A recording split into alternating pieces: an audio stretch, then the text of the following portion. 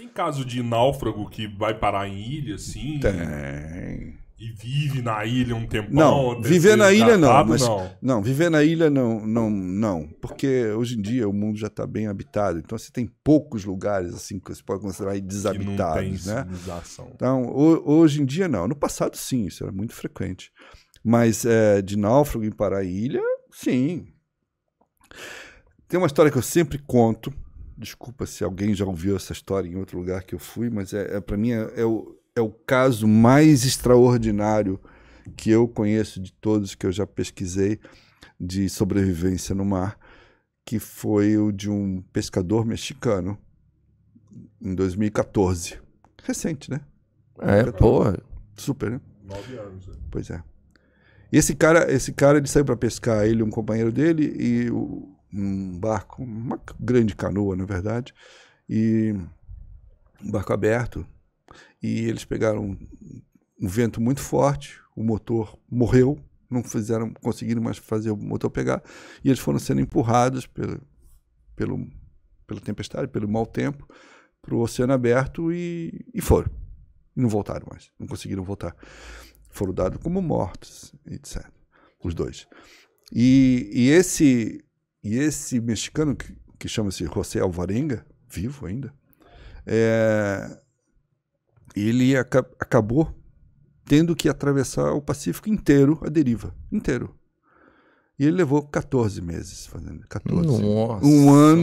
Um ano e 2 meses a deriva. Então, se a gente comparar com o caso que a gente acabou de falar aqui, do cara que ficou 2 meses a deriva, o cara ficou 14 meses a deriva, sozinho. E detalhe, Cara, esse já era dado como morto, a família já não ele foi dado como morto logo em seguida.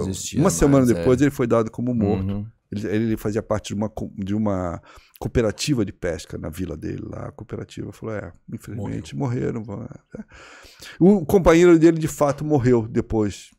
Ele conta que depois de 3 ou 4 meses, eu não me lembro mais, o companheiro dele morreu porque estava muito fraco na missão. Ele não tinha recurso, ele não tinha, ao contrário do outro, ele não tinha nem equipamento de pesca. Quando eles pegaram mau tempo, o barco deles quase virou, eles perderam tudo que tinha no barco, exceto uma caixa de isopor grande que eles tinham levado para botar o peixe, que virou o abrigo dele. Então ele passava o dia e a noite dentro da caixa de isopor para se proteger, né? E ele não tinha nada, ele não tinha água e não tinha comida. Dependia da chuva também. Só da chuva e de tartaruga. O que salvou ele foram tartarugas. Como assim? Porque a tartaruga é um ser marinho relativamente lento, né? E a tartaruga sobe para respirar. Então, se a tartaruga for de pequena, grande você não consegue, porque é muito pesado. Mas se ela for pequena, você consegue tirar uma tartaruga da água, né? E ele foi salvo pela capacidade que ele desenvolveu de capturar pequenas tartarugas que eventualmente apareciam em volta do barco dele. E aí com a tartaruga, ele se alimentava, né? Claro. O sangue da tartaruga é um nutriente muito poderoso, então mantinha ele bem nutrido, além de hidratar quando não chovia, né? Quando chovia, ele coletava água que caía, empoçava no barco. E ele também passou depois a usar restos da própria tartaruga, né? Para atrair ave marinha, gaivotas, essas coisas que essas aves, quando elas estão num lugar muito aberto, elas procuram barcos para parar para dar uma descansada, é normal. E aí elas vinham atraídas também pelo alimento e aí ele conseguia pegar uma ou outra. Mas assim, Cara, perrengue inacreditável. Para mim é uma história assim.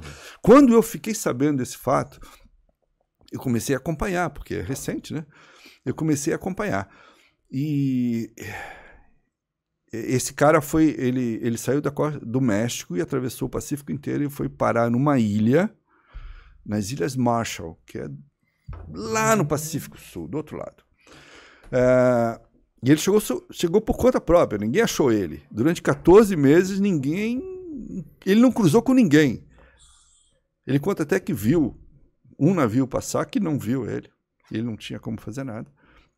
E ele foi parar nessa ilha. Essa ilha morava um casal. E aí ele foi finalmente resgatado. Mas aí, como ele chegou em relativo bom estado físico, o que é uma coisa surpreendente realmente, ele não estava à beira da morte, né? Claro que ele estava magro, não tinha mais roupa, né? Inclusive ele conta que ele chegou na ilha, não tinha roupa, nu. E o casal ficou apavorado, né? Quem que é esse maluco? Mas como ele chegou nessa situação, começaram a duvidar da história dele.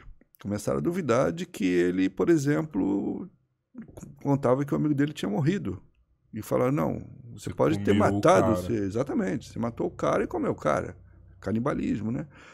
E aí levaram o cara até para detector de mentira, para tentar provar de que ele havia cometido uma atrocidade no mar. E o cara era um pobre coitado, um pescador humilde pra caramba, religioso, inclusive.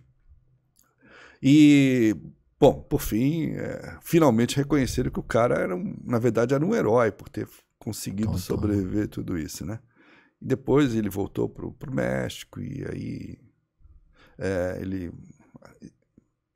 alguém escreveu um livro para ele contando a saga dele. Esse livro não tem no Brasil ainda, mas ele narra tudo o que aconteceu com ele.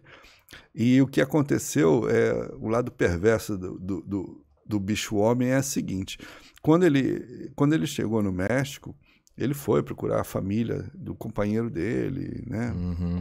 Contou para eles o que aconteceu, etc. Tal, tudo bem, foi bem recebido. Quando ele publicou o livro, inclusive ele falava isso, que ele queria fazer o livro com a intenção de que aquilo virasse um filme. Não sei se vai virar, mas deveria. E a família do outro rapaz ficou sabendo disso, aí processou ele. Aí processou ele, e ele está sendo processado pela família. Enfim. Mas para mim o mais impressionante disso é que eu não consigo imaginar como é que alguém consegue ficar 14 meses no mar sem água nem comida. Assim, vivendo do que conseguisse pegar. Para mim é a história mais extraordinária de todas que eu já tomei conhecimento do mar. Ninguém, esse cara é o recordista. Pelo tempo, absoluto. né? Assim, 2 meses é incrível. Você ficar uma semana à deriva já é... Nossa. Um dia deriva. Porque você já fala, pô, me ferrei. Imagina uma tempestade. Para você ter uma ideia, antes desse cara, o recorde de sobrevivência no mar era de um chinês, na época era um jovem chinês, que tinha ficado 4 meses no mar. Que inclusive veio parar no Brasil. Ele foi na época da guerra, o barco dele foi torpedeado na costa da África e ele atravessou o oceano inteiro à deriva numa balsa e veio acabar no Brasil, foi resgatado por uma família de pescadores. Ele tinha ficado 4 meses no mar, o que já era considerado uma coisa extraordinária. Ele era convidado para dar palestras e tudo.